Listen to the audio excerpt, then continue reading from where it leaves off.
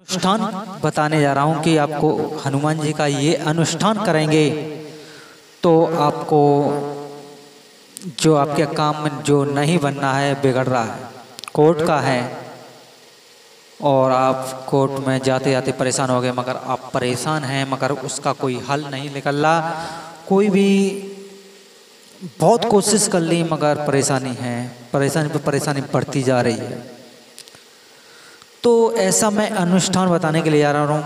भूत प्रेत बाधा किसी भी तरीके का है, हर तरीके के आप बंधन में फंस चुके हैं मगर कोई रास्ता नहीं दिख रहा है।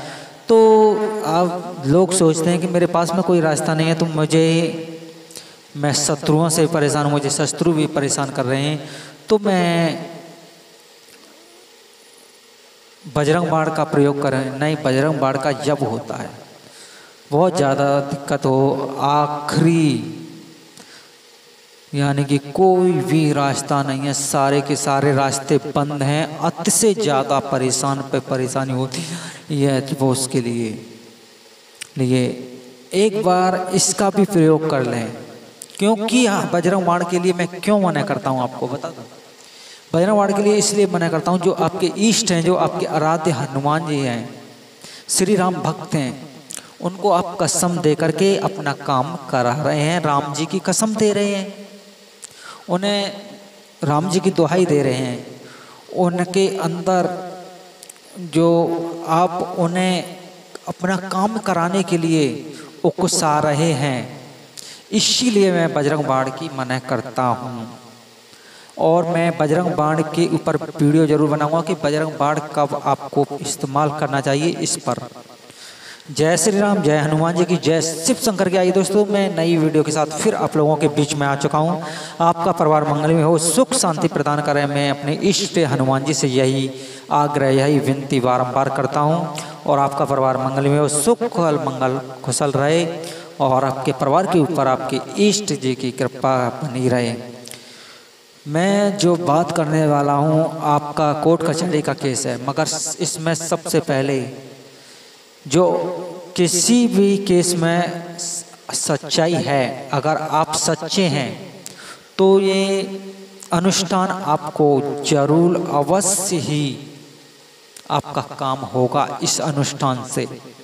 अगर आप गलत हैं आप और ये अनुष्ठान का आपने संकल्प लिया, कोई सच्चाई नहीं है, गलती है उसमें आपकी, झूठा केस है, गलती कर करके आपके ऊपर केस लगा हुआ है, कोई ज़मीन का मामला है, किसी की ज़मीन को आप हड़पना चाहते हैं वो गलत तरीके से और उसके लिए अनुष्ठान कर रहे हैं, या आपकी खुद ज़मीन है और सच्चाई वाली ज़मीन है या सच्चा कोई केस है, तो उसमें आपको मदद जरूर मिलेगी।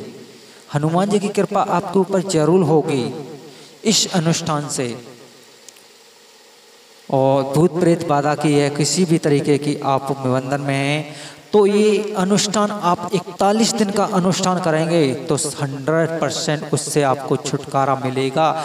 जो कि आप बंधन में फंसे हुए हैं उससे निश्चय ही मिलेगा, चाहे भूत बाधा का हो, चाहे कोर्ट कचहरी का हो, चाहे जमीन जायदाद का हो, या शत्रुओं से किसी भी प्रकार का कोई भी बंधन हो, उससे आपको जरूर निश्चय ही इस अनुष्ठान से फायदा मिलेगा ही मिलेगा। जो नए भक्त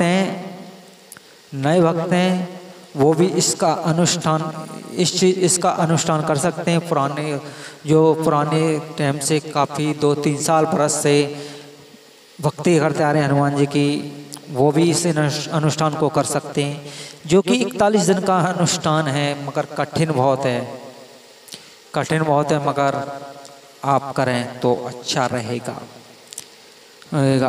क्योंकि मैं आपको सरल तरीके से आपको बता दूंगा। मैं इस अनुष्ठान को आप सबसे पहले नहा धो करके एक गंगा जल, एक लोटा जल लेकर के उसमें थोड़ा सा गंगा जल, सिंदूर, मीठा और उसमें फूल डाल करके और धूप, और आप लड्डू ले सकते हैं। 11 रुपये के बूंदी के लड्डू, 21 रुपये के, 51 रुपये के, 151 के, जो आपका भाव है, या एक लड्डू आप बूंदी का लेकर के आप मंदिर में जाएं। नहा धो करके साफ सुथरे कपड़े पहन करके और एक लोटा जल ले करके सबसे पहले गणपति जी को नमन करना है, गणपति जी को पूजन करना है कि गणपति जी के समक्ष बैठ करके उनको आप उनके लिए आपका पूजन करना है, आप पूजन करें उनका। और गणपति जी का गणेश भगवान का मंत्र बोले ओम श्री गणेशाय नमः, ओम ओम श्री गणेशाय नमः, ओम, इसका 5 बार जाप करके गणपति जी को धूप से खुश करें और बोले रिद्धि सिद्धि के दाता, शुभ काम को सफल बनाने वाले और शिव जी के लाल, माता पार्वती के पुत्र, मैं आपके चरणों में चरण वंदना करता हूँ, बारंबार शीश झुका करके नमस्कार करता हूँ, इसे स्वीकार करें। मैं आज हनुमान चालीसा का अनुष्ठान 41 दिन तक करने के लिए जा रहा हूँ। मेरा नाम ये है, मेरे पिता का नाम ये है, मेरा गोत्र ये है, मेरे दादाजी का ये नाम है, मेरा गांव ये है, मेरा जिला ये है। इस तरीके से गणेश जी से बोलना है कि इस अनुष्ठान 41 दिन का, मैं 41 दिन का अनुष्ठान करने के लिए जा रहा हूँ। 100 बार हनुमान चालीसा 41 दिन तक करता रहूँगा, पर डे 100 बार हनुमान चालीसा करूँगा।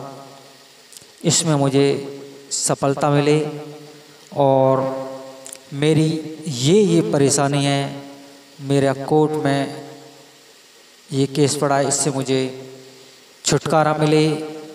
इस तरीके से गणेश जी से वंदना करने के बाद में शिव जी पर जल चढ़ाएं आप। ओम नमः शिवाय, ओम ओम नमः शिवाय, ओम, इस मंत्र का इस मंत्र को आप अपने मन में बोल करके शिव जी को जल अर्पित करें और शिव जी के समक्ष खड़े होकर के शिव जी से कहें, शिव जी मैं आपको साक्षी मान करके, आपको मैं साक्षी मानता हूँ, आपके ही रूप हैं, अवतार हैं, आपके ही अवतार हैं हनुमान जी। मैं 41 दिन का अनुष्ठान करने ले जा रहा हूँ हनुमान चालीसा का। मेरा नाम ये है, मेरा पिता का नाम ये है, मेरा गोत्र ये है और मेरी ये समस्या है, इसमें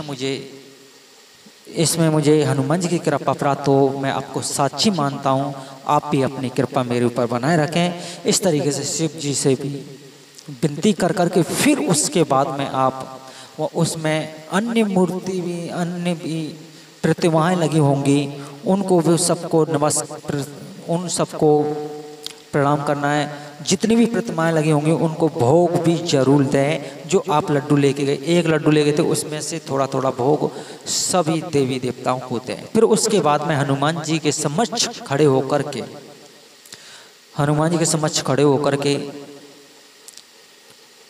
हनुमान जी से अनुमति मांगे, हे बाबा, हे हनुमान जी महाराज, मुझे आप अपनी अनुमति दें, आप मुझे अपनी अनुमति दें। मैं 100 बार हनुमान चालीसा का पाठ रोज करूँगा 41 दिनों तक। और थोड़ा सा जल अपने हाथ में लें, जल ले करके फिर संकल्प लें, बोलें मैं आज ये संकल्प लेता हूँ, मेरा नाम प्रदीप कुमार है, जैसे मेरा नाम प्रदीप है या आपका कोई भी नाम है, कि मेरा नाम ये है, मेरा गोत्र ये है, मेरे पिता का नाम ये है, मेरे दादाजी का नाम ये है, मेरे गांव का नाम ये है, मेरा जिला ये है, मेरी ये समस्या है, कोर्ट कचहरी की भूत प्रेत बाधा की मुझे बहुत तंग कर लिया है, इससे मुझे छुटकारा दिलाएं। मैं 100 बार हनुमान चालीसा रोज 41 दिन का अनुष्ठान, इसका मैं संकल्प लेता हूँ, मैं रोज करूँगा और इस समस्या से मुझे छुड़ाइए और अपनी कृपा मेरे ऊपर कीजिए। इस तरीके से विनती करके हनुमान जी से आप विनती करें। सबसे पहले राम स्तुति नहीं तो ओम सीताराम ओम, इसका जाप करें। अगर ये इसका जाप नहीं कर सकते तो राम स्तुति करें, फिर हनुमान स्तुति करें, फिर उसके बाद में आप हनुमान चालीसा का पाठ पढ़ें। आप मंदिर में नहीं पढ़ सकते, अपने घर पर आकर के पढ़ें।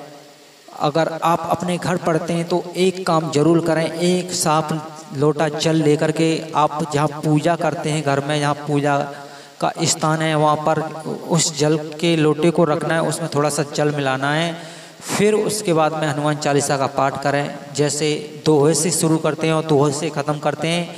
पहली बार आप दोहा लगा सकते हैं और दूसरी बार में आप दोहा मत लगाना। फिर उसके बाद में जय हनुमान ज्ञान गुण सागर जय कपीस लोक उजागर इस तरीके से बोलनी है दूसरी बार। तीसरी बार भी इस तरीके से। पहले जैसे कि श्री गुरु चरण सरोज रज निज मन मुख सुधार वर्णौ रघुबर विमल जस जो दायक फलचार वो तेहने तनु जान कि मैं सुमरु पवन कुमार बल बुद्धि विद्या दो मोहरु कलेश बेकार। इस तरीके से पहला दोहा ये होता है। बाद में पवन तनय संकट हरण मंगल मूर्त रूप राम लखन सीता सहित हृदय बसु स्वरूप। ये दोहा आप पहली बार हनुमान चालीसा में लगाएं। फिर उसके बाद में जय हनुमान ज्ञान गुण सागर इस यहाँ से शुरू करें और फिर लास्ट में जो दोहा है पवन तनय संकट हरण मंगल मूर्त रूप इस दोहा का प्रयोग ना करें। फिर उसके बाद में 99 बार हनुमान चालीसा आप ऐसी तरीके से पढ़ें। और आप एक बार में 100 बार हनुमान चालीसा नहीं पढ़ सकते हैं तो सुबह 50 सुबह और शाम को 50 पढ़ें। अगर ऐसे भी नहीं पढ़ सकते आप तो 40 बार सुबह आप 40 बार सुबह पढ़ लें और 30 बार आप दोपहर के टाइम निकाल लें और फिर 30 बार शाम के वक्त में पढ़ सकते हैं। आपका काम भी हो जाएगा। आप कहीं काम धंधा करते हैं तो इस तरीके से कर सकते हैं। अगर आप कोई ऑफिस जाते हैं या कहीं नौकरी पर जाते हैं तो 30 बार आप सुबह हनुमान चालीसा पढ़ करके जो मैंने आपने को चल बताया उसमें जितनी बार आप हनुमान चालीसा जहाँ पर आप पूजा जहाँ करते हैं वहाँ बैठे हैं तो उतनी बार ही उसमें फूंक मारें। आप फूंक मारें तो जो आपका जो जल है आपने सुबह 30 बार हनुमान चालीसा पढ़ी या 50 बार पढ़ी या 100 बार पढ़ी आपने जितनी बार आप उसमें फूंक मारी है तो उसका छिड़काव अपने घर में करें। घर में करने पर घर में छिड़काव करें। उसमें से थोड़ा सा जल बचाएं उसे आप ग्रहण करें। आप खुद स्वयं पी जाएं उस जल को।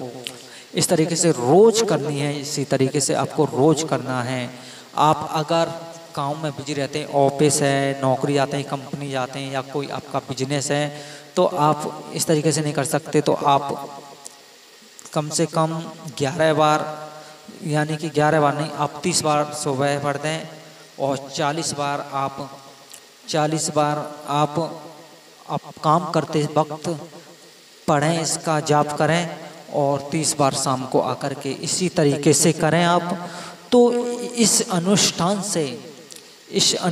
से आपका काम पूर्ण रूप से बनेगा। अगर आपकी उस चीज़ में सच्चाई है तो आपका पूर्ण रूप से काम अवश्य ही बनेगा।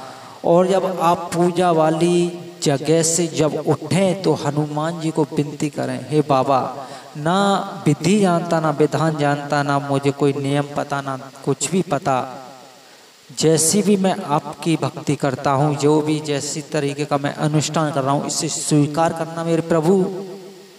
मैं कुछ नहीं जानता, मैं तो नादान सा बालक हूँ, एक तुच्छ सा बालक हूँ, एक छोटा सा आपका सेवक हूँ। छोटी मोटी मैं आपकी सेवा कर लेता हूँ। कोई भी किसी भी कारण से मुझ पर गलती बनी उसे क्षमा करना।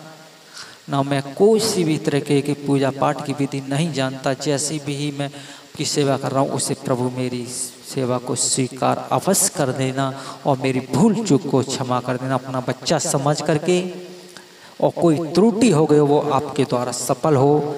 इस तरीके से विनती कर करके आपको हर देवी देवता को प्रणाम करना है। हर देवी देवता की जयकार बोल करके हनुमान जी के समक्ष 1-2 मिनट बैठ करके उनकी नज़र से मिला करके अपनी समस्या सुनाएं और उनके समक्ष बैठ करके अपनी समस्या सुनाएं और उनसे वार्तालाप करें और इस तरीके से अनुष्ठान करें और जो कि आपका अनुष्ठान पूर्ण हो जाए तो आप इसी हनुमान चालीसा से आप हवन यज्ञ कर सकते हैं।